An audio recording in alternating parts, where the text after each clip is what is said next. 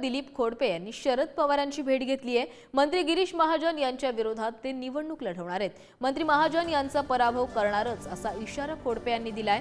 खोडपे यांच्या सोबत बातचीत केली आहे आमचे प्रतिनिधी ज्ञानेश्वर चौतमल यांनी।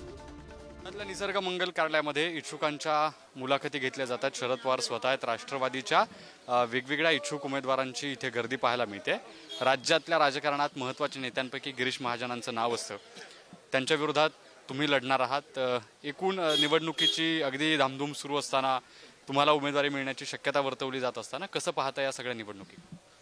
मी भारतीय जनता पक्षामध्येच होतो, परंतु तिथल्या कार्यपद्धतीला मी कंटाळलो आणि त्याच वेळेला आमच्या तालुक्यातील जे राष्ट्रवादीचे नेते होते, जसं ज्येष्ठ नेते DK दादा पाटील असतील, तालुकाध्यक्ष किशोर पाटील असतील, युवा अध्यक्ष डॉक्टर प्रशांत पाटील, डॉक्टर मनोहर पाटील, सौ वंदना चौधरी महिला अध्यक्षा आणि तसंच ज्येष्ठ नेते राजू शेठ बोरा या सगळ्यांनी मला विनंती केली की तुम्ही भारतीय जनता पक्षातून राष्ट्रवादीमध्ये या आणि उमेदवारी घ्या। आणि तसं त्यांनी त्यांच्या श्रेष्ठींपाशी सुद्धा हा विषय मांडला।